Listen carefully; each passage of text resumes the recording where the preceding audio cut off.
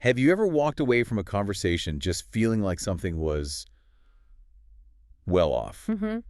The words themselves were fine, maybe even polite, but the overall vibe felt kind of misaligned. Definitely. Or the opposite, right? Where you instantly click with someone. Exactly. Feeling totally understood, and they hardly said anything at all. You just know you're on the same wavelength. Yeah. So what's really going on there in those moments? Well, there's this powerful, often kind of invisible force at play, isn't there, in every single interaction we have? Right. We're talking about communication. Yeah. And it's just so much more than the sentences we string together. It really is. It's like this vast, intricate tapestry. Yeah, woven with threads of intention and emotion and all those incredibly subtle signals we're constantly sending and receiving.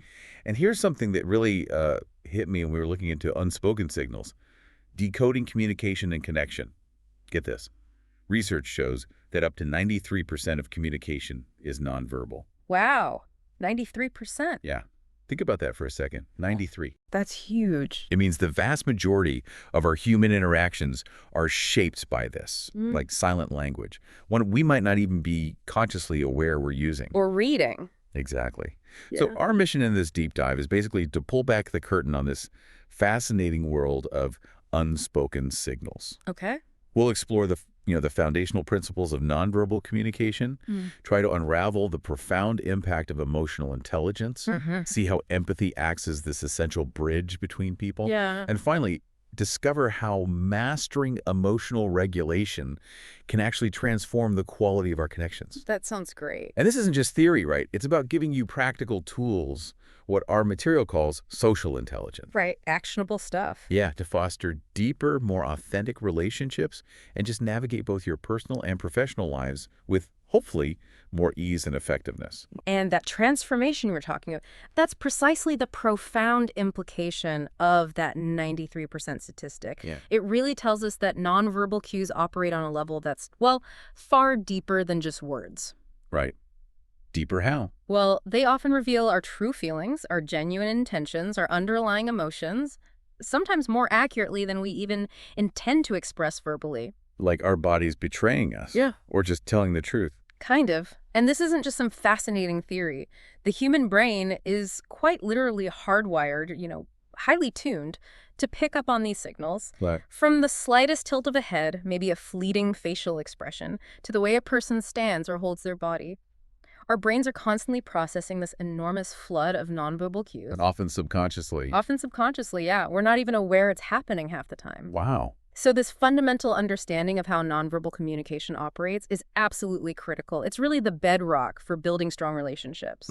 Whether those are personal bonds with loved ones or, professional collaborations with colleagues. Makes sense. It's essential for navigating all our social interactions with nuance and grace, for fostering genuine empathy, and ultimately for developing that overall social intelligence that allows us to connect and thrive in, well, pretty much every aspect of our lives. So it's like learning the real language of connection. Exactly. Becoming fluent in the language of human connection itself. Which leads us into this really interesting area, these unseen messages we send. They're universal in some ways, right? But also subtle and powerful. Absolutely. Universal yet subtle and profoundly powerful. That's a great way to put it. So when we talk about this silent symphony, what are the main instruments playing here? What should listeners be looking out for first? Good question. And are there common ways we mess it up, common misinterpretations? Definitely. Okay, let's break down some of these key forms of nonverbal communication that our sources highlight, the ones constantly at play. First up, facial expressions. Our faces are just incredibly expressive, right? Capable of conveying this astonishing range of emotion. Everything from joy to anger. Exactly. Sheer joy, surprise, deep sadness, intense anger. And what's truly remarkable is how universally understood many of them are. Like across cultures. Yeah. Psychologist Paul Ekman's groundbreaking research, for instance, showed that people across the globe can recognize basic emotions like happiness, anger, fear, sadness, surprise, and disgust purely from looking at facial expressions. Wow. Now, here's a crucial distinction you mentioned earlier. Think about a Duchenne smile. The genuine one. That's the one, the genuine, authentic smile. It involves not just the muscles around the mouth, but also that crinkling around the eyes, the crow's feet. Right, I know what you mean. A forced, or let's say fake smile, on the other hand, typically only engages the mouth muscles. Okay. And being able to recognize that subtlety, that can significantly enhance your understanding of another person's true emotional state. It helps you look past mere So politeness. it's like a shortcut to sincerity. In a way, yeah. It's often the quickest way to gauge if someone's genuinely feeling what they're projecting. That's a great point about the Duchenne smile. Those tiny details really do speak volumes. But okay, beyond just spotting a fake smile, what's a common mistake people make when interpreting expressions? Especially, across different social settings. Ah, good point. And how does knowing about the Duchenne smile help us build trust faster? Does it? That's a perceptive question. A common mistake is definitely interpreting expressions in isolation, Ah. or applying a kind of universal meaning where cultural nuances actually exist. Like eye contact? Exactly like eye contact. Direct eye contact might be a sign of respect and engagement in one culture, but could feel aggressive or disrespectful in another. So while the basic expressions for emotions like happiness or anger are pretty universal, Uh-huh. the context, the intensity of their display, even when it's appropriate to show them, can vary hugely. Right, so context is key. Always. And understanding the Duchenne smile helps build trust faster, I think, because genuineness is almost universally appealing. When someone feels you truly mean your smile, or they sense their smile is being received as genuine by you, Yeah. it sort of bypasses the verbal filter. It creates this instant subconscious bond of authenticity. It's almost like an all-clear signal to our primitive brain saying, this person is safe, they're trustworthy. That makes a lot of sense. Okay. Okay, what's next after faces? Next, there's body language and posture. Our bodies are constantly communicating just a wealth of information, often totally unconsciously. Yeah, the way we sit or stand. Exactly. How we sit, stand, move. Right. It can signal confidence, anxiety, openness, even defensiveness. Yeah. Think about open body language, standing tall, shoulders back, arms uncrossed. Signals approachability. Generally, yeah. Confidence, approachability. Contrast that with closed body language, crossed arms, maybe hunched shoulders, avoiding eye contact. That usually reads as discomfort or defensiveness, right? Or maybe just lack of interest. It often does, yeah. And posture itself speaks volumes. Like leaning in during a conversation signals you're engaged, you're interested, Uh-huh.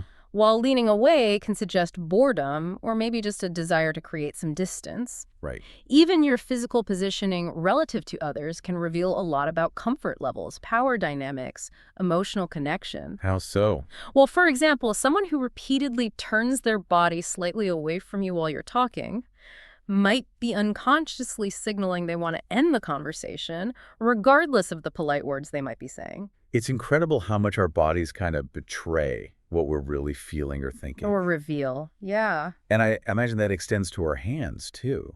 With gestures, what should we pay attention to there? Absolutely. Gestures are huge. We frequently use hand gestures to emphasize our words, right? Hmm. Or sometimes to convey meaning entirely on their own, like a wave, hello. Right. And these can be both pretty universal, like that wave, and also highly cultural. Oh, yeah, like the thumbs up. Exactly. Thumbs up might mean approval in many places, but it can mean something entirely different, even offensive, elsewhere. Good point. And beyond the specific gesture, the frequency, the intensity, even the type of gestures you use can reveal your emotional state. Well, nervousness might show up as fidgeting, right? Tapping fingers, playing with hair, that kind of thing. Repetitive movements. Okay. Whereas deliberate, more expansive hand movements can convey confidence and assurance. Think of a passionate speaker using these broad, open gestures versus someone maybe shyly keeping their hands clasped or hidden. Makes sense. And then, of course, eye contact. The windows to the soul, they say. They do, and for good reason. Eye contact is one of the most powerful forms of nonverbal communication. Our eyes convey so much about how we're truly feeling. So, like, a prolonged gaze could mean interest. Or It could like, mean deep interest, yeah, or affection, or sometimes even a sense of dominance, depending on the context and the other cues. Okay. Conversely, avoiding eye contact often suggests things like shyness, maybe dishonesty, or just general discomfort. But again, the cultural thing is huge here, right? It's absolutely crucial. You nailed it earlier. In some cultures, maintaining direct eye contact is a sign of respect and attentiveness. Uh-huh. In others, it might be perceived as confrontational, aggressive, or rude, especially with elders or figures of authority. So you really need to be aware of the context. Paramount. To avoid serious misinterpretation, it's really a delicate dance with eye contact. How so? Well, too much can feel aggressive or intimidating. Too little can feel evasive or uninterested. It's about finding that balance that signals engagement without making the other person uncomfortable. Right. Okay, and the last one you mentioned. The last key piece is tone of voice and paralanguage. This really emphasizes that how we say something is often just as important, if not more so than what we say. Paralanguage. Yeah. That's like pitch and speed. Exactly. Paralanguage includes elements like your tone of voice, is it warm, cold, sharp, your pitch high or low, your rate of speech fast or slow, and volume. All of these convey really subtle emotional nuances. Can you give an example? Sure, speaking in a high-pitched, fast tone might indicate excitement or maybe anxiety, Yeah. while a slower, deeper tone can suggest calmness, seriousness, or authority. Right. And paralanguage is how we convey things like sarcasm, Oh, yeah. affection, irritation. Think about it. The exact same sentence, like, I'm fine. Totally different meanings depending on how you say it. Completely. Said quickly with a sharp upward inflection probably means I'm definitely not fine, but I don't want to talk about it. Uh-huh. Said slowly, maybe with a sigh, conveys resignation or sadness. This just underscores why listening not just to the words, but really tuning into the tone, the rhythm, the music of someone's speech is absolutely essential for grasping the true meaning. It's so easy to just brush these things off as gut feelings, isn't it? Yeah, But you're saying there's real science behind it. Hardwired stuff. absolutely. Incredible hardwired science behind every subtle glance or gesture. So when we instantly feel that connection with someone, or maybe the opposite, that clash, what's actually happening inside our heads, in our brains? That's a perfect lead-in, because the real power of nonverbal communication lies in its deep, intricate connection to the emotional and psychological processes happening within our brains. Okay. These nonverbal cues, they aren't just passively observed, they are actively processed by specific brain areas. Key players include the amygdala, the prefrontal cortex, and the insula. Right. The amygdala, prefrontal cortex, insula. Okay, and each of these plays incredibly important roles in how we process emotions, how we empathize, and how we make decisions in social situations. So let's start with the amygdala. What's its job here? Okay, the amygdala. Think of it as your brain's emotion processor, especially for things like fear and detecting potential threats. The threat detector. Kind of, yeah. When you observe nonverbal cues from someone else, maybe you notice a tense posture or a sudden frown your amygdala rapidly assesses as a signal, positive or negative, friend or foe, basically. Okay. And then it triggers an emotional response within you based on that assessment. So that instant gut feeling you get sometimes, that someone seems trustworthy or maybe not so much. Yeah. The amygdala is often behind that. Often, yeah. It's making a rapid judgment call. If your amygdala interprets someone frowning or avoiding eye contact as, say, a sign of disinterest or discomfort, it might prompt you to maybe adjust your approach, change the topic, almost without conscious thought. Wow.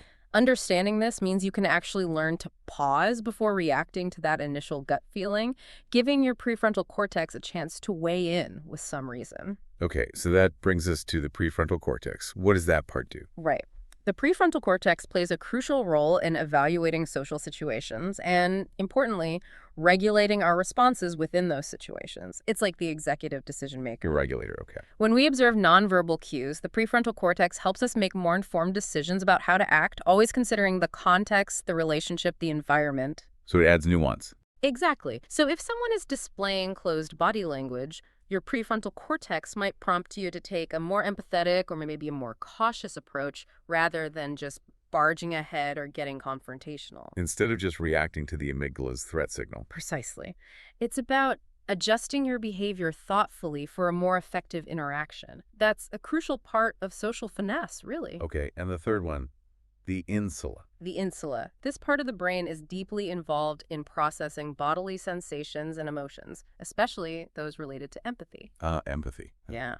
When you observe someone's nonverbal cues, maybe a sad facial expression, or you notice their body posture is really tense, the insula helps you to actually resonate with those emotions. I feel what they're feeling, kind It of. helps you get closer to that, yeah. It enables you to understand what the other person is feeling on a deeper, more visceral level. This connection between the insula and reading nonverbal cues is central to our capacity to empathize. And then to respond to their emotional states in a genuinely compassionate way. It's how we move from just observing someone to truly connecting with them, bridging that gap between their experience and ours. It's fascinating how our brains are just constantly scanning and processing all this information. Yeah. So it makes total sense then that these silent signals become absolutely critical when it comes to building trust and rapport. Absolutely. Trust is it's the absolute foundation of any meaningful relationship, Oh, right? totally. And those nonverbal cues are often the very first indicators of trustworthiness, or maybe its absence. Like a first impression, but silent. Exactly. Think about it. A warm, genuine smile, that Duchenne smile we talked about, or a firm handshake that feels right, not too weak, not crushing, Uh-huh. or just an open, inviting posture. These can immediately signal trustworthiness to someone you just met. And the opposite. Well, on the flip side, a lack of consistent eye contact, arms perpetually crossed, maybe fidgeting, these might suggest discomfort, defensiveness, maybe even dishonesty. Our brains are processing these signals long before a single word is even spoken. Wow. And one of the most powerful aspects of nonverbal communication is its ability to create that instant sense of connection. Have you ever noticed yourself subtly imitating another person's body language? Mirroring. Yeah, I think so. Yeah, mirroring or matching. It's often a natural subconscious thing we do. It's a way to signal that you're on the same wavelength. Okay. It's a really powerful unspoken method for building rapport and trust. It signals empathy, understanding, essential stuff for establishing a positive connection. Like saying, I get you without words. Exactly. It tells the other person, I get you, I'm like you, I'm safe. That's a powerful point about mirroring. Yeah. But isn't there a line where mirroring becomes like mimicry Mm. and just feels fake or inauthentic? Oh, absolutely. How do we stay genuine while still trying to build that rapport non-verbally? That's a really important distinction to make. The key is subtlety and authenticity. Mirroring should never feel like a conscious, deliberate imitation that comes across as forced or, theatrical. That's creepy, right? Yeah, definitely. It's more about naturally syncing with someone's general energy and rhythm, not meticulously copying their every single gesture. So like if they lean back, You might subtly shift your weight too, maybe lean back slightly yourself, rather than rigidly mirroring their exact posture second for second. True mirroring usually happens when you're genuinely attuned to the other person. okay. Your body language then naturally reflects that internal connection. And when your nonverbal cues align perfectly with your words, that creates this powerful sense of coherence and authenticity. Alignment is key. Totally. Imagine someone saying, oh, I'm so happy to see you, but their arms are crossed, they're avoiding eye contact, their tone is flat. Yeah, you don't believe them. Yeah. Feels insincere. Right. It just doesn't land.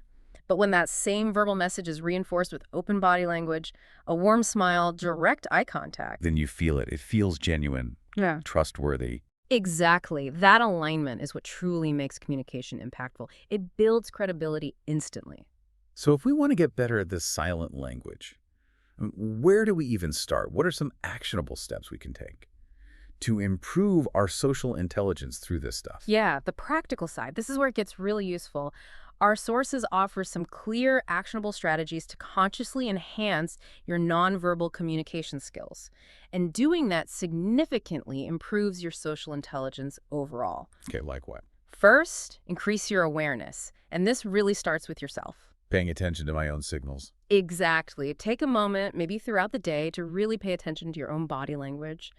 Are you conveying openness, warmth, genuine interest through your posture, your facial expressions, your gestures? Good question. Are you maintaining appropriate eye contact? Or maybe too much or too little for the situation or the culture?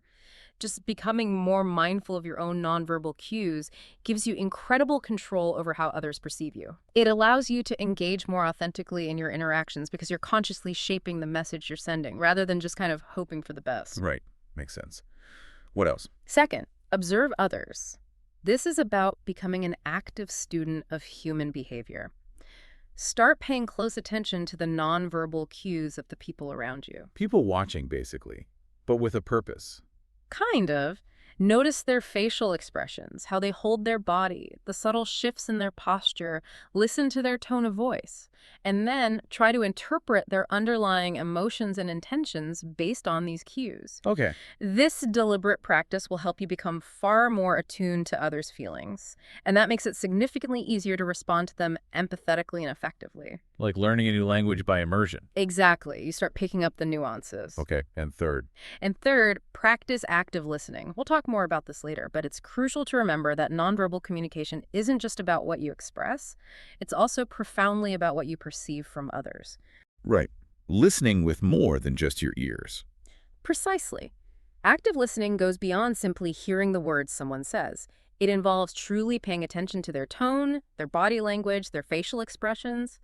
By fully engaging in the conversation, by not just waiting for your turn to speak, Uh-huh. you'll be able to respond much more thoughtfully and empathetically because you're processing the whole message, right? Not just the, what was it, 7% that's Yeah. verbal? Yeah, the tiny verbal fraction. Yeah. Listening with your eyes and your ears. Okay. Exactly. Okay, now let's shift focus inward a bit to something equally powerful, maybe even more so, emotional intelligence, or EQ. Daniel Goleman really brought this into the mainstream, right? Defining it as something different from just IQ. He did, yeah. And it was a game changer in how we think about intelligence and success. So what exactly is EQ, and why is it such a big deal in communication? That's a great question because EQ really is fundamental to effective human interaction, while IQ, focuses mainly on cognitive abilities, problem solving, logical reasoning, that kind of thing. Right, brain smarts. Kind of. EQ emphasizes emotional awareness, empathy, and interpersonal skills. The definition we're working with is the ability to recognize, understand, and manage our own emotions, as well as the ability to recognize, understand, and influence the emotions of others. Okay, so it's both internal and external. Self and others. Precisely. And it's a key factor in personal and professional success, absolutely fundamental to effective communication and social interaction. Why? What makes it so fundamental? Because it helps us navigate that incredibly complex web of emotions that underlie pretty much all human behavior. It's about how we perceive ourselves and others, how we react to situations, and ultimately how we relate to people on a much deeper, more connected level than just surface interaction. It sounds like it underpins everything else we've been talking about. In many ways, it does. The real insight isn't just what these components are, but that their synergy, how they work together, is where the profound transformation in our interactions lies. So what are these core components, these pillars, you could say, that make up emotional intelligence? Right. Our sources break it down into 5 key elements, and they really do work together to enhance our social and emotional functioning. Okay, 5 pillars. What's the first one? The first, and arguably the foundation, is self-awareness. This is the ability to recognize and truly understand your own emotions, and also their significant impact on your thoughts and your behavior. Know yourself. Knowing yourself on an emotional level, yeah. When you are self-aware, you can accurately assess how you're feeling and, crucially, why you feel that way, what triggered it. Okay. This allows you to respond much more thoughtfully to situations and interactions rather than just being swept away by impulse or gut reaction. Self-awareness also lets you identify your strengths and weaknesses emotionally, which helps you make better decisions and take more appropriate actions in, well, all areas of life. Like knowing your triggers. Exactly. Realizing that certain situations consistently make you anxious allows you to maybe prepare for them differently or manage your response proactively. Okay, that makes sense. What's pillar number 2? The second component is self-regulation. This refers to your ability to control and manage your emotions, especially in stressful or challenging situations. Keeping your cool. It's more than just keeping cool, though that's part of it. Self-regulation is essential for maintaining emotional balance and composure, particularly when you're faced with conflict, frustration, or other difficult emotions. All right. Individuals with high emotional intelligence are skilled at managing their impulses. They tend to remain calmer under pressure, and they make thoughtful, deliberate decisions rather than just reacting impulsively based on how they feel in that exact moment. It's like having a pause button between feeling and acting. That's a perfect way to put it, the pause button. Okay, number 3. The third component is motivation. But this isn't just any motivation. It involves setting and actively working toward goals that are deeply aligned with your personal values and desires. Intrinsic motivation, driven from within. Exactly. Emotionally intelligent individuals are generally more motivated, more resilient, and more committed to their objectives. Why? Because they possess the emotional awareness and the self-regulation skills needed to persevere, even when they hit obstacles. Okay. They're also more likely to maintain a positive attitude and exhibit a strong sense of drive, even during challenging times. Think of it as an internal fuel source, driven by a sense of purpose rather than just fleeting desires or external rewards. Got it. And number 4. Yeah. You mentioned empathy earlier. Yes, number 4 is empathy. This is the ability to understand and truly share the feelings of others. Feeling with them. Feeling with them, precisely.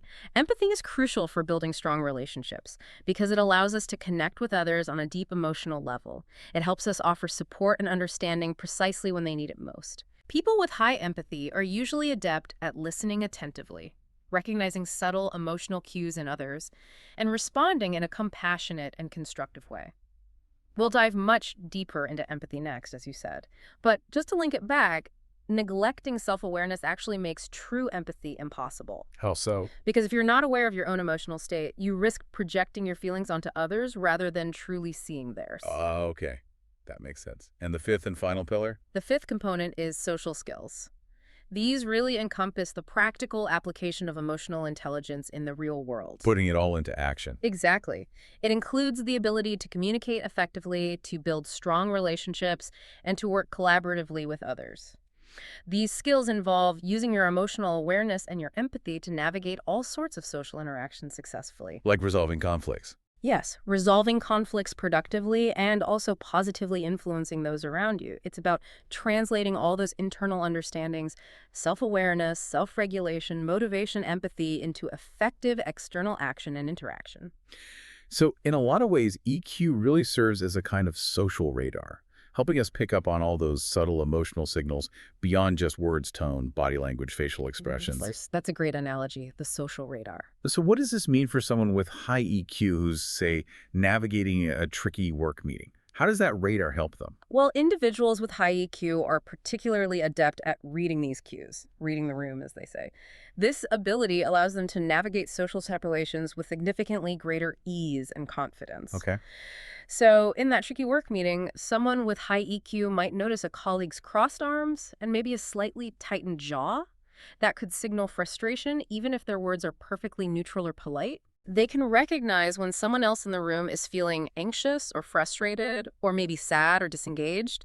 And then crucially, they can adjust their own behavior accordingly. Yeah. Maybe they become more supportive. Maybe they try to clarify a point they sense is causing friction. Maybe they draw someone out who seems withdrawn. They might proactively ask something like, "Is there something you'd like to add here, Sarah?" Or, "Are you comfortable with how this discussion is going?" Just by reading the nonverbal cues. So it makes them more effective communicators and team players. Highly effective team players and often very effective leaders, too, because they're attuned to the emotional climate of the group. Looking at the bigger picture now, the benefits of emotional intelligence seem, well, huge, really vast and far-reaching. What kind of ripple effect does cultivating EQ actually have on our lives? Oh, it creates a tremendous ripple effect. You're right. Research has consistently shown that individuals with high emotional intelligence tend to experience greater success in, well, pretty much both their personal and professional lives. Okay. Oh. How does that translate? It generally translates into more fulfilling relationships, higher job satisfaction, and better overall mental health. Why is that? Because emotional intelligence equips us to better manage our own emotions, right? But also to effectively navigate complex social situations and to build stronger, more supportive relationships with the people around us. We're just better equipped for the human side of life. And resilience. Does it help with that? Significantly. People with high EQ are typically much more resilient in the face of adversity. They're better able to regulate their emotional responses to stress. And they can often maintain a more positive outlook, which is incredibly important in today's, let's face it, fast-paced, often unpredictable world. Change and uncertainty or constants. True. High EQ individuals are less likely to be completely derailed by setbacks because they understand their own emotional landscape and have tools to navigate it. Any links to physical health? Interestingly, yes. Beyond mental health, emotional intelligence is also linked to improved physical health. Some studies have found that individuals with high EQ are less likely to experience stress-related health problems, things like high blood pressure or even heart disease. Oh, hell. Well, the thinking is that healthy emotion management, which is a core part of EQ, reduces the harmful physiological effects of chronic stress on the body. Less internal turmoil, less physical wear and tear. Wow. Okay. And leadership. You mentioned that earlier. Yes. Another key benefit is enhanced leadership skills. Leaders with high emotional intelligence are just better equipped to inspire and motivate their teams. How so? They're better at resolving conflicts constructively and fostering a genuinely positive work culture. They tend to be more adept at understanding the emotional needs of their employees, providing the support and guidance necessary for people to succeed and feel valued. So they build more trust. Exactly. Research shows emotionally intelligent leaders earn more trust and respect. And that leads directly to higher employee engagement, better productivity, and greater job satisfaction. Plus, EQ helps leaders in decision making In what way? by enabling them to consider the potential emotional impact of their choices on others. This often leads to more ethical, more sustainable, and frankly, just better decisions overall. And finally, just connecting with people in general. Networking. Absolutely. Emotional intelligence is crucial for networking and building connections. It enables individuals to quickly build rapport, connect on a deeper personal level, and foster those invaluable relationships that can open doors and create opportunities both professionally and personally. What's really empowering in all this is realizing that emotional intelligence isn't some fixed thing, right? It's not like you either have it or you don't. Not at all. It's absolutely a skill, something that can be developed and strengthened over time, no matter where you're starting from. That's the beautiful part about EQ. It's trainable, like a muscle. So what are some practical ways our listeners can start, cultivating their own inner compass, Yeah. developing their EQ? Great question. Our sources give us some excellent practical strategies to help cultivate that inner compass. Right. First, and this is foundational, practice self-reflection. Really make time for it, maybe daily, maybe weekly, whatever works. Take time to reflect on your emotions, your thoughts, your behaviors. Asking specific questions. Yeah, ask yourself things like, how did I feel during different interactions today? What specifically triggered those emotions? How did my reactions affect the outcome of that situation? And writing it down helps. Journaling can be incredibly helpful here, yeah. It allows you to process your thoughts and emotions in a more structured, constructive way. It helps you spot patterns you might otherwise miss. Okay, self-reflection. What else? Second, actively work on regulating your emotions. This is a skill you can develop through things like mindfulness and relaxation techniques. Like meditation. Exactly. Practice things like deep breathing exercises, even just for a minute, meditation, or progressive muscle relaxation. These techniques can really help you stay calm and focused, especially in stressful situations. How they help with regulation. They significantly reduce impulsive reactions. They give you that pause, that space to respond more thoughtfully to challenges instead of just flying off the handle. For instance, just taking 3 slow, deep breaths before replying to a really frustrating email can change absolutely everything about that interaction. Good tip. Okay, what's next? Third, consciously develop empathy. We know it's a key component, and it can be cultivated through things like active listening and perspective taking. So making an effort to listen better. A real conscious effort. Listen attentively to others without interrupting, without mentally preparing your rebuttal, without judging. Really try to understand their emotions and experiences from their point of view. And then respond how? Respond in a supportive and compassionate manner. Try to genuinely see the world from their vantage point, even if, especially if, you don't agree with it. That's true perspective taking. Okay. And the last one. Finally, enhance your social skills. Remember, these are the practical applications of all your emotional intelligence work. So practicing in the real world. Exactly. Focus on building rapport with people, learn how to resolve conflicts constructively, maybe read a book on it, practice techniques, work on communicating effectively, practice being open, approachable, and appropriately assertive in your interactions. It could be small things. Absolutely. It could be as simple as practicing making better eye contact and offering a genuine smile to people you interact with briefly, or consciously trying to find common ground when you're in a disagreement instead of just digging in your heels. It all adds up. Okay, let's dive even deeper now into empathy. Our sources rightly call it a cornerstone of emotional intelligence and highlight its vital role in communication. It really feels like more than just a nice idea. It sounds truly transformative. It absolutely is transformative when practiced genuinely. I'm curious, though. What's the key difference between empathy and sympathy? Because it feels like they get confused a lot. They do get confused often, and the distinction is really crucial for understanding what we're talking about. Sympathy, as our sources explain it, generally involves feeling pity or sorrow for someone else's misfortune. Feeling sorry for them. Exactly. It's often a feeling about them, maybe from a slight distance. Empathy, however, involves a much deeper level of connection. Okay. It's not just feeling sorry for someone. It's about trying to experience their emotions as if they were your own. Wow, okay. That sounds intense. It can be. This doesn't mean you lose your own perspective entirely or become completely overwhelmed by their feelings, but it does mean you open yourself up to understanding and, in a sense, sharing in their emotional experience. You're trying to feel with them, not just for them. So empathy builds a bridge. Precisely. Empathy, quite literally, creates a bridge between people, allowing for that deeper understanding and connection. It gives you the ability to see beyond our own perspectives, Aha. to truly try and perceive the world through others' eyes, to listen for those underlying emotions, needs, and desires that might not be immediately obvious in just their words. And this boosts social intelligence. Significantly, Yeah. because it enables you to respond in much more sensitive and appropriate ways. It fosters mutual respect and trust. And perhaps most powerfully for practical outcomes, it opens the door to more effective problem solving. How so? Because when you truly understand others' underlying motivations and concerns, you can address the root issue, not just argue about the surface symptoms. What's fascinating here is that empathy isn't just one simple thing. Our sources highlight two distinct types of empathy. Understanding both sounds key to building those strong, meaningful relationships. Can you walk us through those? Certainly, and understanding these two types really helps us apply empathy more effectively in different kinds of situations. First, there's what's called cognitive empathy.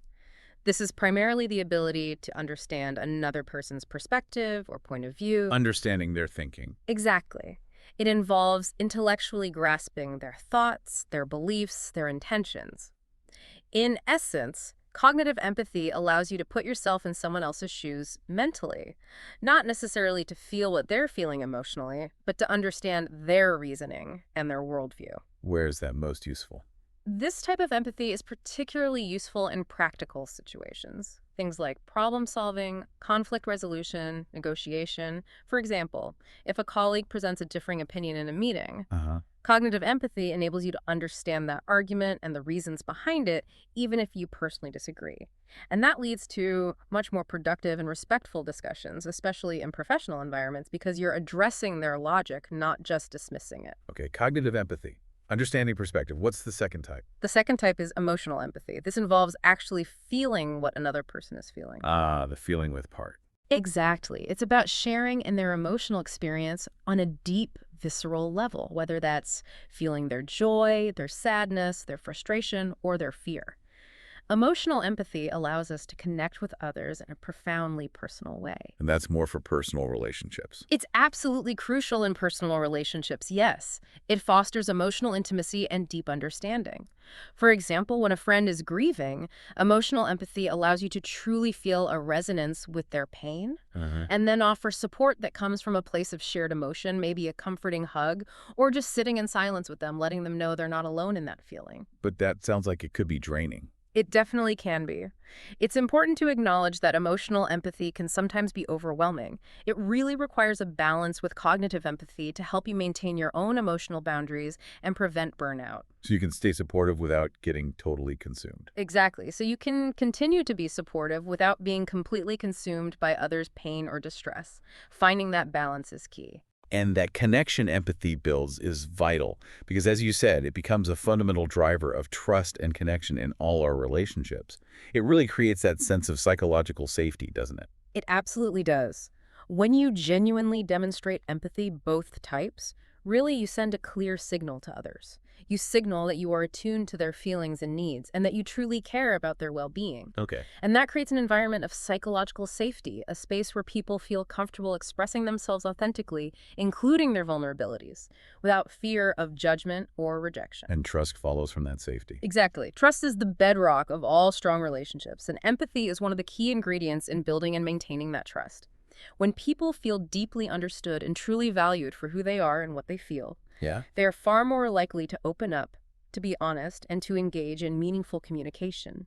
Conversely, when empathy is absent, communication often becomes strained. It leads to misunderstandings, frustration, and ultimately disconnection. Empathy also fosters that sense of belonging. Right. It fosters a profound sense of belonging and validation. When someone feels that their emotions are recognized and understood, even if not agreed with, they're more likely to feel connected to you and to trust you. And that's critical for intimacy. Especially critical for emotional intimacy in personal relationships, yes, but also hugely beneficial in professional settings. Empathy significantly enhances collaboration and teamwork. How so in teams? Well, colleagues who empathize with one another are more likely to support each other, to work together constructively to solve problems, and just generally create a more positive, supportive work environment. Makes sense. This sense of connection and mutual understanding ultimately leads to greater productivity and job satisfaction, simply because everyone feels seen, heard, and valued as a human being, not just a cog in a machine. Looking at the wider implications again, empathy's role becomes incredibly vital when disagreements inevitably pop up. How does it help us navigate those tricky waters of conflict? It's transformative in conflict situations. Being able to empathize with the emotions and the perspectives of others involved allows you to handle conflicts much more effectively. Moving beyond just winning. Exactly. It helps you find solutions that might genuinely satisfy everyone involved, or at least address everyone's core needs. It shifts the focus beyond merely winning the argument or being right. Without empathy, conflicts often just evolve into this battle of wills, right? Where each side just digs in deeper. Yeah, I've seen that happen. Empathy encourages you to listen with an open mind, to actively seek understanding of where the other person is coming from, rather than just waiting for your turn to talk or poke holes in their argument. So it fosters collaboration instead of confrontation. Precisely. It fosters a mindset of collaboration rather than confrontation, which is crucial for moving towards resolution. And perhaps most importantly, it allows you to address the underlying emotional needs that are often driving a conflict. Ah, the knees behind the argument. Exactly, rather than just debating the surface issues.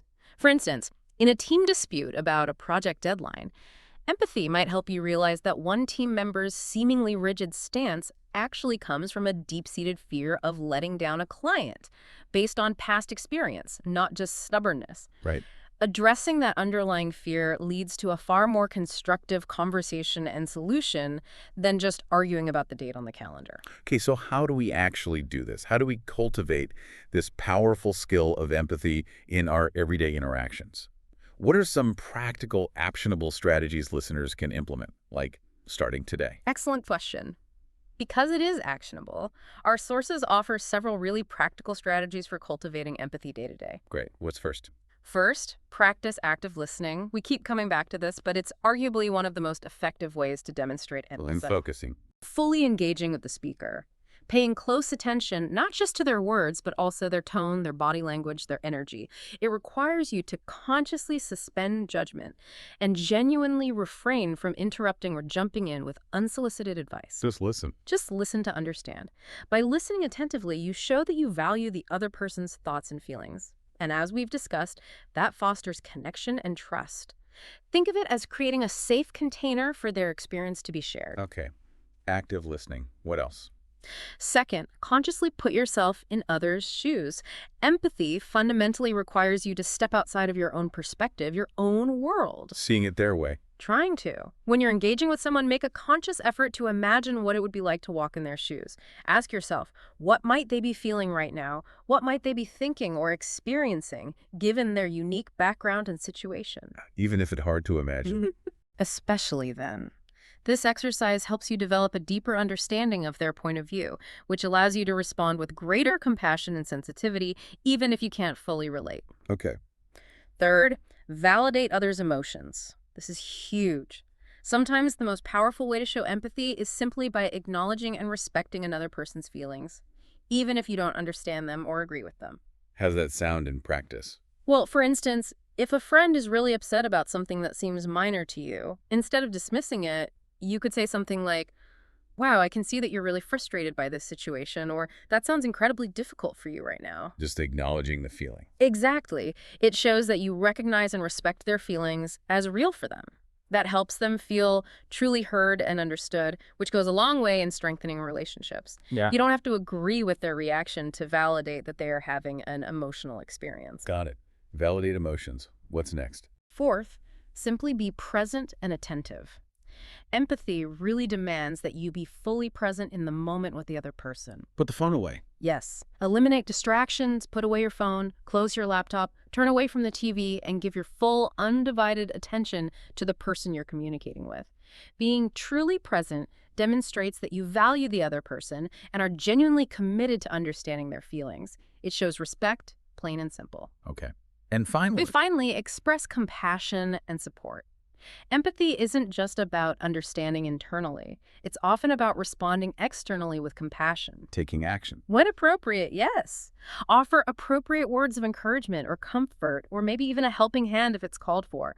Whether it's just offering a listening ear, a kind word, or some practical assistance, expressing compassion helps strengthen the bond between you and the other person. This is where empathy transforms from an internal state to an external helpful action. Now, it's important to acknowledge this isn't always easy, right? Practicing empathy can be difficult. What are some common challenges we might run into, and how can we overcome them? You're absolutely right. It's not always easy. And acknowledging the challenges is important. Our sources point out issues like emotional exhaustion or compassion fatigue. Getting overwhelmed. Yeah, that Yeah. can definitely occur when you're constantly taking on others' feelings, especially heavy ones, without adequate self-care to replenish yourself. In those cases, practicing self-care and setting clear, healthy boundaries is absolutely vital to protect your own emotional well-being. You can't pour from an empty cup. Exactly that phrase. You can't. Yeah, flat out. Additionally, we all carry biases, right? Unconscious assumptions, stereotypes. These can really prevent us from truly understanding others, especially people who come from different backgrounds or hold different perspectives than our own. So our biases get in the way of empathy. They can significantly block it. Overcoming these biases requires a conscious effort to be open-minded, curious, and willing to challenge our own assumptions. It means recognizing when a bias might be influencing your perception and actively choosing to look beyond it. So it takes work. It does. By consciously working on this self-awareness around biases, you can cultivate a deeper, more authentic sense of empathy and connect more meaningfully with people from all walks of life. Empathy is definitely a muscle that strengthens with consistent, intentional use. It's an ongoing journey of learning and self-correction, not a final destination. Okay, this next point feels really transformative because it bridges directly from empathy and self-awareness. Mastering emotional regulation. You mentioned it starts with deep self-awareness. Can you unpack that a bit more? What does it really mean to trace our emotions to their roots, and why is that so fundamental?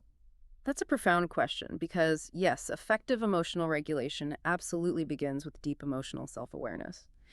It's not just about being able to label an emotion, saying, okay, I'm angry right now. Going deeper than the label. Much deeper. It's about, as the source material puts it, tracing them to their roots, understanding their triggers, and becoming conscious of the narratives we attach to them. Narratives. Like the stories we tell ourselves about why we feel a certain way. Exactly. For example, if you feel slighted or criticized in a conversation, are you truly reacting just to the other person's words in that moment? Or is your strong reaction actually being fueled by an old wound, a past experience of being criticized? Or maybe a perceived threat to your identity or competence? Okay. So the trigger might be small, but the reaction is big because of the baggage. Precisely. Or maybe you suddenly find yourself shutting down emotionally in an interaction. Is it genuine disinterest in the topic? Or are you feeling emotionally unsafe for some reason, perhaps triggering a past pattern of withdrawal? Right. Developing this depth of emotional self-awareness, it requires consistent, honest reflection.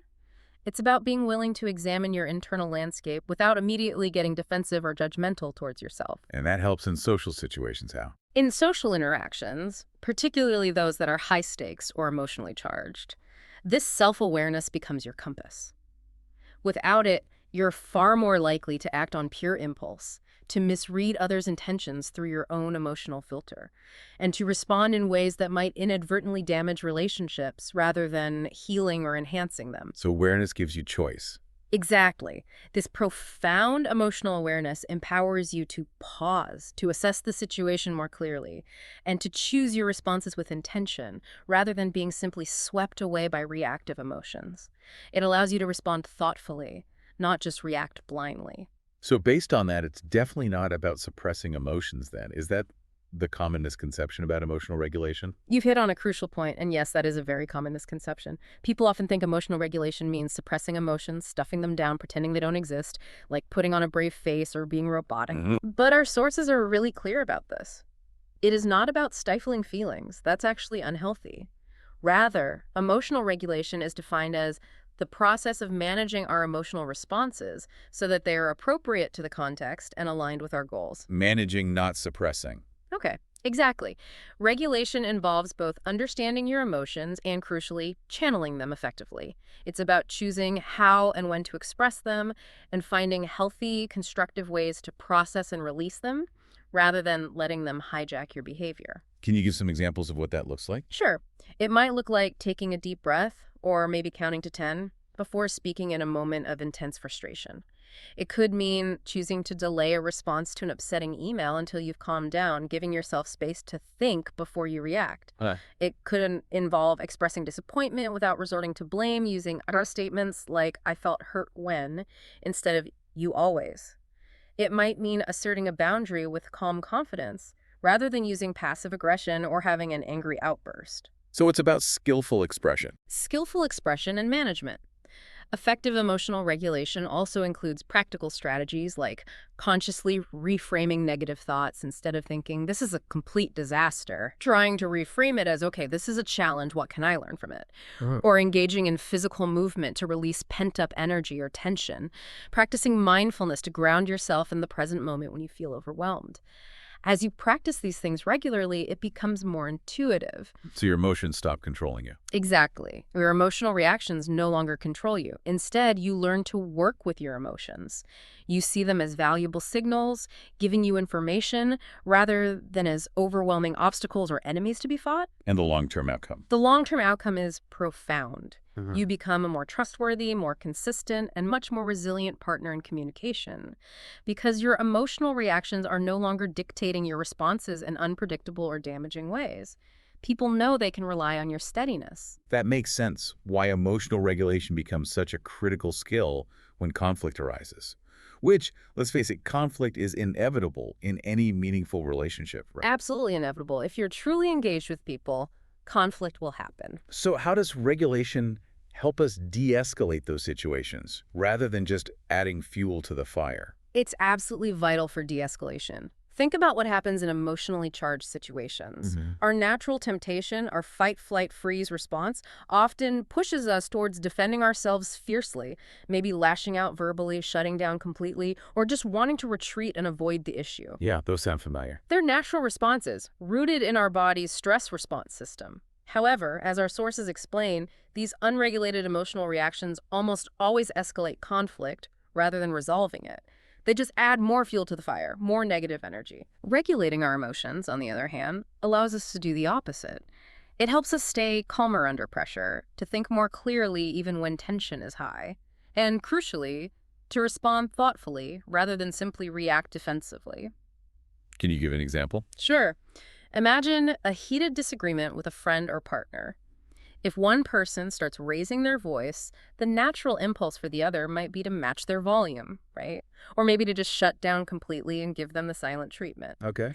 But with emotional regulation skills, you can pause internally, take a breath, notice your own rising anger or defensiveness, and then choose a different path. Like what? You might consciously choose to lower your own tone of voice. You might try naming the emotion that seems present in the room. Wow, I sense there's a lot of frustration here and I really want to understand what's going on for you. Or you might express a clear desire to find common ground. Can we take a break and come back to this when we're both calmer? I want to resolve this. So it's not about pretending you're not upset. Not at all. It doesn't mean suppressing your own frustration or invalidating your own needs. Instead, it means being intentional about how you express those feelings, choosing a way that invites dialogue rather than escalating the battle. And that can actually calm the situation down. It often can. When even just one person in a conflict manages to maintain emotional regulation, it can genuinely help to soothe the overall tension. It can create enough space and safety to invite the other person into a calmer, more productive dialogue. This de-escalation preserves relationships, helps repair ruptures, and builds mutual respect over time. It transforms arguments from destructive battles into potential opportunities for deeper understanding and connection. One of the less obvious, maybe, but really crucial aspects of emotional regulation is developing what our sources call emotional tolerance. Can you explain that? The capacity to sit with uncomfortable feelings without needing to immediately fix them or escape or avoid them. Why is that so important for social intelligence? Ugh. Emotional tolerance. Yes, this is absolutely crucial because, let's be honest, interpersonal situations frequently evoke uncomfortable feelings. It's just part of relating to other humans. Like what kind of feelings? Think about the potential awkwardness of confrontation, even when it's necessary.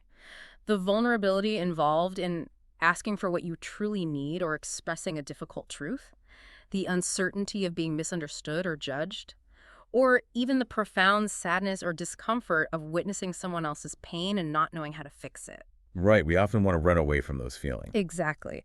If we're unable to tolerate these kinds of emotions within ourselves, our default reaction might be to avoid vital conversations altogether. Or maybe we offer superficial responses just to escape the discomfort quickly. Or we might detach emotionally, putting up walls, which prevents genuine connection. So emotional tolerance lets us stay present. Precisely. Emotional tolerance allows us to stay present with discomfort long enough to move through it, rather than desperately trying to navigate around it or shut it down immediately. Can you give an example of that in action? Sure. Let's say a team member criticizes your work during a meeting. That initial wave of embarrassment or maybe defensiveness might feel incredibly strong, really uncomfortable. Yeah. But with emotional tolerance, you can acknowledge that feeling, okay, wow, that stung, and sit with that discomfort for just a moment. You can remind yourself that the feeling is temporary, it won't last forever, and then you can respond in a way that keeps the relationship and the dialogue intact. Instead of lashing out or shutting down. Exactly. This might look like taking a breath and saying something constructive like, okay, I appreciate you being honest with me. I'd like to understand more about that feedback so I can learn from it, rather than becoming immediately defensive or just shutting down the conversation. And building this tolerance helps how long term? Over time, as you practice sitting with discomfort, you become less afraid of difficult emotions, both your own and others. You become far more adept at navigating them with grace and resilience. This dramatically expands your emotional capacity and makes you a much more grounded, mature communicator. You become a steady presence that others can rely on, even when things get tough. And here's that beautiful ripple effect again. Regulating our own emotions profoundly impacts our ability to be truly present and attuned to others. That connection seems so fundamental. It truly is. It's almost impossible to be fully present for someone else if you're drowning in your own emotional storm. Think about the contrast. Okay. When our internal emotional world is chaotic or overwhelming, maybe we're feeling really anxious or preoccupied or self-absorbed with our own worries, it's incredibly difficult to fully engage with another person's reality. You miss things. You miss things. You might miss subtle nonverbal cues that indicate the other person is upset or struggling simply because you're too caught up in your own internal noise. You might misinterpret their responses through the distorted lens of your own stress or anxiety rather than hearing them accurately. It's like trying to listen through static.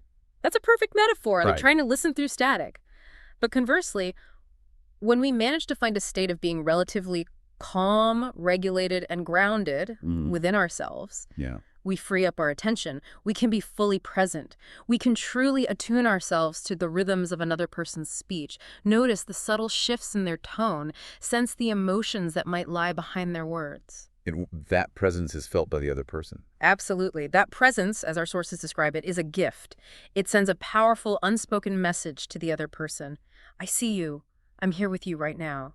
I care about what you're saying and feeling. So regulation enables empathy. In this way, emotional regulation becomes the very bedrock of genuine empathy and deep connection.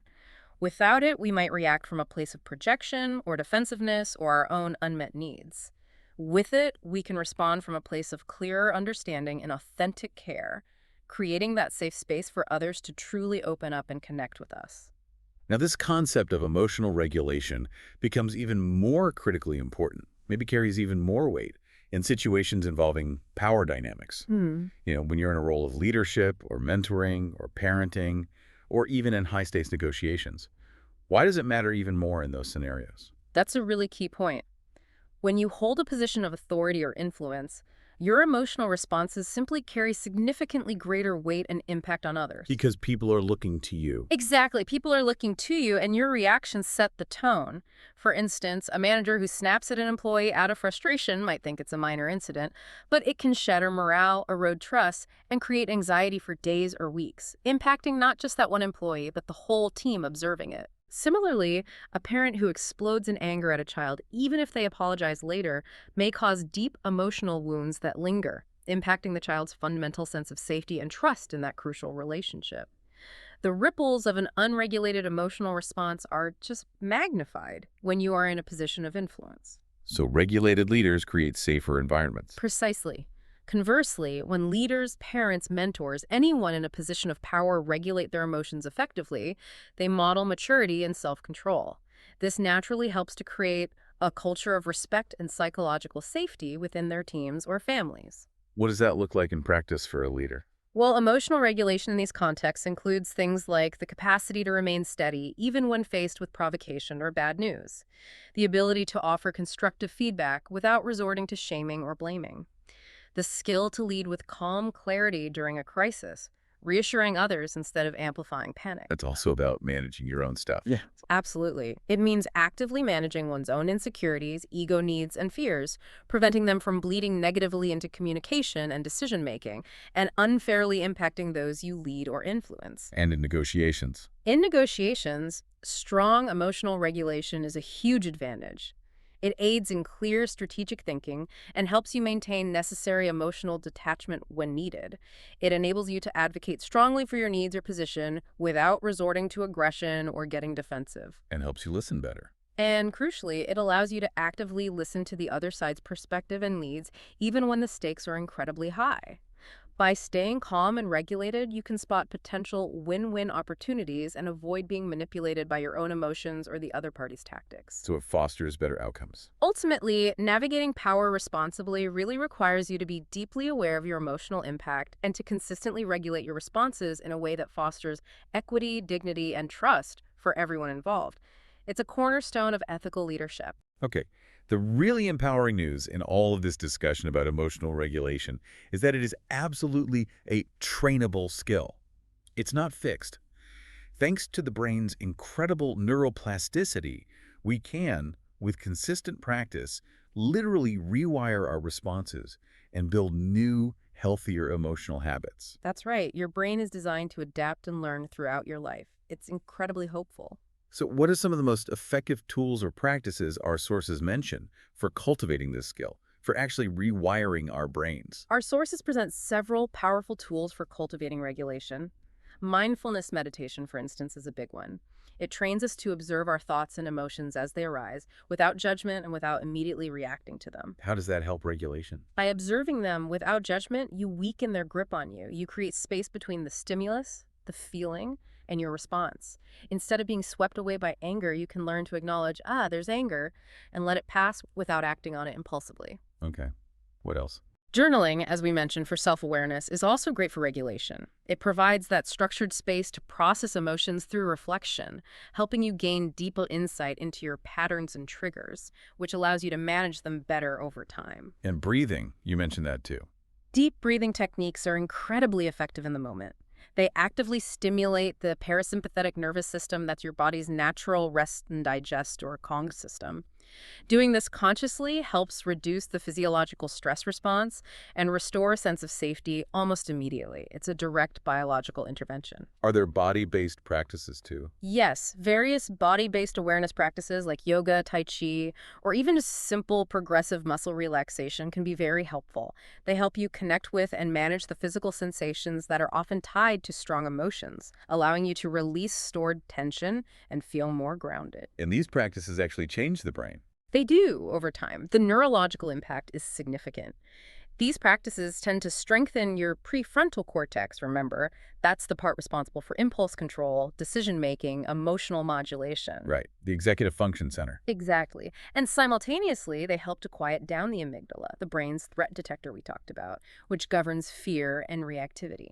So you become less reactive. The result is, with regular practice, you become less reactive overall, more centered, far more capable of maintaining emotional equilibrium, even when faced with stress or provocation. And this neurological resilience directly enhances your social intelligence, allowing you to stay present, composed, and truly effective in all your interactions. Okay, let's try to apply these principles of emotional regulation to some everyday, real-world scenarios, just to see how truly transformative they can be in practice. Absolutely. Let's make it concrete. Consider romantic relationships. Moments of misunderstanding or disagreement can so easily spiral into damaging conflict if both partners are emotionally reactive, right? But if even one person in that dynamic can pause, take a breath, regulate their own defensiveness or anger, and then express their feelings calmly and vulnerably, the dynamic often shifts dramatically. How might that sound? For instance, compare a reactive response like, "You never respect my time, you always cancel plans last minute," Right. which just invites defensiveness. Right. Puts the other person on the back Well, foot. exactly. Compare that to a regulated, more vulnerable response like, "Hey, I feel really hurt and a bit unimportant when plans get canceled without much notice. Can we talk about how we handle changes?" Ah, okay. Huge difference. Huge difference. The first invites a fight, the second invites connection and problem solving. Okay, what about at work? In the workplace, imagine that leader we talked about who receives some negative feedback about a project they managed. Their initial gut instinct might be embarrassment or defensiveness, maybe even anger at being criticized. Hmm. But if they can regulate that initial reactive response, they might instead pause, breathe, and calmly say something like, "Okay, I appreciate you bringing this to my attention and being honest. Can you tell me more about what you observed specifically so I can understand better and we can figure out how to improve next time?" Turns criticism into a learning opportunity. Exactly. It opens a dialogue rather than shutting it down, turning a potential confrontation into a chance for growth and collaboration. And in families, like with teenagers. Oh, family settings are a prime testing ground. Imagine a parent confronted with a teenager's sudden burst of anger or sullenness. The parent's initial trigger might be to mirror that anger. "Don't you talk to me like that." Mm-hmm. Or maybe to shut them down. "Go to your room." Right. Common reactions. But with regulation, the parent could choose to respond with curiosity and openness, trying to understand the feeling behind the behavior. Maybe saying something like, "Wow, it seems like something's really bothering you right now. You look really upset. Want to talk about what's going on?" Creates safety for the team to open up. Exactly. It provides a safe space for the teenager to potentially communicate what's really wrong, fostering trust and problem solving instead of escalating into a shouting match or emotional withdrawal. These examples really illustrate that key point you made earlier. Emotional regulation doesn't remove emotion. It allows emotion to be expressed in ways that invite connection, clarity, and healing. Precisely. In every single context, personal, professional, family, your ability to manage your internal emotional state directly determines the quality of your communication and ultimately the strength and health of your relationships. It's about consciously choosing moment by moment to build bridges instead of walls through how you handle your feelings. So after diving deep into nonverbal cues, emotional intelligence, empathy, and regulation, what does this all mean when we bring it all together? How do these intricate pieces of the communication puzzle actually fit to create the whole picture? Yeah, pulling it all together, it means that communication is truly, as the source material states, the backbone of all human relationships, whether they're personal or professional. It's just fundamental. And it's way more complex than just talking and hearing. Far more nuanced than simply speaking and listening, absolutely. True communication, as our sources define it, involves the ability to convey ideas, emotions, and intentions clearly and effectively, while also being able to understand and respond appropriately to the messages others are sending. Both sending and receiving effectively. Exactly. It's a key determinant of success in nearly every aspect of life, from landing a job interview to building a lasting friendship or partnership. And we have to keep remembering that huge nonverbal piece. We absolutely have to re-emphasize that profound reality we started with. Communication is fundamentally a two-way process. Yes, there are the words, the verbal content, but then there's that staggering nonverbal component. Remember those estimates.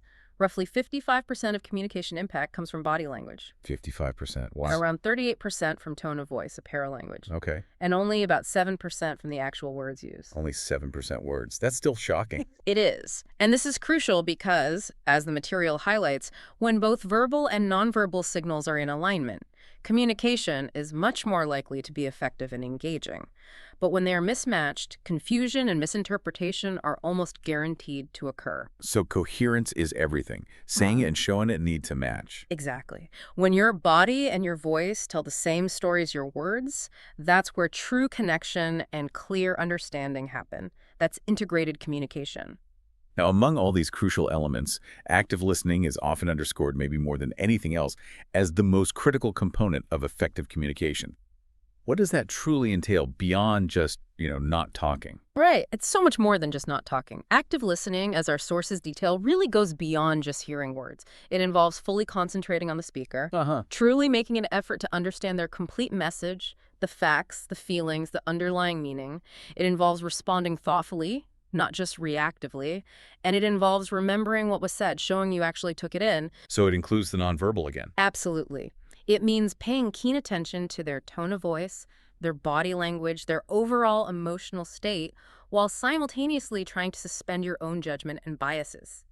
And often providing verbal or nonverbal feedback to show you're tracking with them. And it's not just waiting for your turn to speak. Definitely not. That's pseudo-listening. Active listening is not about mentally preparing your own response or rebuttal while the other person is still talking. It is about being fully present and engaged in the conversation, giving the speaker your undivided attention and focus. And why is that so powerful? When you listen actively, you send a powerful signal. You signal that you respect the other person's perspective, that you value their input, and that creates a profound sense of trust and connection. It makes the other person feel genuinely heard and understood, which is a fundamental human need. It's a profound act of respect, really. And you mentioned some specific techniques earlier. Yes, our deep dive highlighted several key active listening techniques that you can consciously practice. One is paraphrasing. Saying it back in your own words. Exactly, restating what you heard the speaker say in your own words. This not only demonstrates that you're really listening and trying to understand, but it also gives the speaker a chance to confirm or correct your understanding. You might say something like, okay, so if I'm understanding you correctly, you're feeling frustrated because... It gives them a chance to clarify. Precisely. Another technique is summarizing. Providing a brief recap of the main points, especially after someone has spoken for a while. This helps ensure you've both captured the key elements of the discussion and are on the same page before moving on. Okay. And finally, asking clarifying questions. Instead of making assumptions when something is unclear, ask questions. This shows genuine engagement and a sincere eagerness to understand the speaker's message more fully. Like, could you elaborate a bit more on what you meant by challenging? Makes sense. By consistently practicing these techniques, paraphrasing, summarizing, asking clarifying questions, you can significantly enhance your ability to listen actively and dramatically, improve the overall quality and effectiveness of your communication. So, to truly master communication, it sounds like your verbal messages, your paralanguage, the tone, pitch, pace, and your body language must all work together in harmony. Like a well-conducted symphony where every instrument plays its part perfectly in unison. Can you elaborate just a bit more on how these three elements really dance together for maximum impact? That's a great image, the symphony. They absolutely must dance together for true impact and clarity. Okay, so starting with words again. Right. We revisit the power of word choice. Remember, words carry both denotative meanings, their literal dictionary definitions, and also connotative meanings, the emotional associations and subjective interpretations they evoke. Okay. Understanding these nuances is key. For example, the simple phrase, I understand, can carry entirely different weight and meaning based on the context, the relationship, and crucially, the tone and body language accompanying it. Yeah, I understand can sound dismissive sometimes. Exactly. If said flatly while looking away, it might convey dismissal or impatience. If said with warmth, leaning in, with a nod, it conveys genuine empathy and connection. Your choice of words and how you frame things can either significantly enhance or completely undermine the message you're trying to communicate. So mindfulness about word choice is crucial. Then the music, the tone of voice. And the tone of voice, the paralanguage, yes. As we discussed, this is the emotional quality layered onto the words. Is your voice warm, cold, excited, bored, sarcastic, sincere? Your tone conveys a wealth of information beyond the literal meaning of the words. Signaling your emotional state and intentions. Precisely. It signals your emotional state, your intentions, your level of engagement.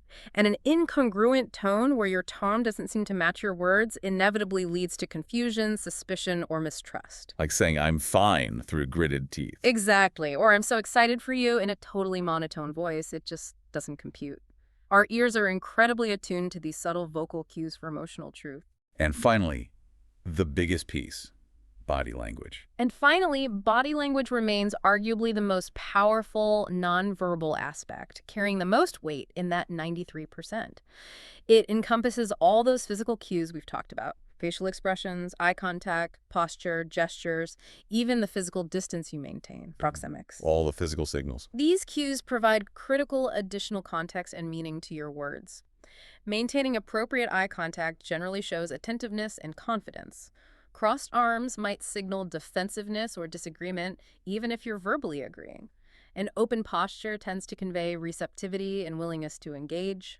And often, the body tells the truth. Your physical movements and expressions often convey your true feelings more accurately, or at least more immediately, than your carefully chosen words. So being aware of the signals you're sending and learning to read the signals others are sending is paramount. So when all three align, When all three of these elements, your words, your tone of voice, and your body language, are aligned and congruent, your communication becomes incredibly impactful, authentic, and genuinely convincing. It's like sending a clear, powerful, unambiguous signal, leaving little room for doubt or misinterpretation. That's integrated, masterful communication. so to truly master the art of communication, bringing all this together, what's the ultimate takeaway, the final call to action for our listeners? To truly master this art, the skill of communication, the key takeaway is that it is essential to actively and consciously develop both your verbal and your nonverbal communication skills. This isn't a one-time fix. It's an ongoing journey of awareness, practice, and refinement. Continuous learning. Absolutely. We really encourage you, the listener, to consistently focus on practicing active listening. Make it a deliberate intention in your conversations. Be mindful, really mindful of your own tone of voice and body language. Constantly checking in. Are they aligning with the message you intend to convey? And just as importantly, keep honing your ability to keenly read the emotional undertones being conveyed by others' nonverbal cues. This comprehensive, integrated approach to communication will unlock incredible potential in all your interactions. So the big payoff is, The powerful takeaway from our deep dive today is really this. By consciously improving these integrated communication skills, your nonverbal awareness, your emotional intelligence, your capacity for empathy, and your ability to regulate your own emotions, you can absolutely foster stronger relationships, resolve conflicts more effectively, and significantly enhance your overall social intelligence. This isn't just about becoming a better speaker or presenter. It's about becoming a more connected, more understanding, and ultimately a more effective human being, capable of deeper understanding and more profound connection in every single area of your life. and there you have it. Wow. We've really journeyed through the intricate world of unspoken signals today. We've explored how that staggering, up to 93% of our communication operates beneath the surface through nonverbal cues. Yeah, it's a lot to take in. It is. We've uncovered the power of emotional intelligence as our inner compass, guiding our interactions. We've seen how empathy truly acts as that vital bridge connecting hearts and minds. And we've learned that mastering emotional regulation allows us to navigate life's inevitable complexities with more composure and grace. Mm-hmm. Ultimately, we've seen how all these crucial elements intertwine to create communication that is truly effective and deeply meaningful. And it's worth repeating. Yeah. Effective communication isn't just a nice-to-have skill. It is the absolute foundation of all successful relationships, both personal and professional. And if we connect this to the bigger picture one last time, maybe invite the listener to consider the broader implications. Yeah, please do. Think about how our individual mastery of these integrated communication skills doesn't just improve our one-on-one interactions. Think about how it could collectively, profoundly reshape our communities, our workplaces, maybe even entire cultures. Well, it's a cascading effect, isn't it? Where clearer understanding leads to fewer destructive conflicts, more genuine cooperation, deeper bonds between people, more trust. Right. Less misunderstanding, more connection. Exactly. So, as you reflect on everything we've discussed today, maybe consider this final thought, this question to mull over. How much better could our world truly be if we all committed, really committed, to genuinely understanding the silent language of connection? Starting, of course, with ourselves. fostering deeper, more authentic relationships and navigating the complexities of human interaction with just a bit more compassion, a bit more care, and a lot more understanding.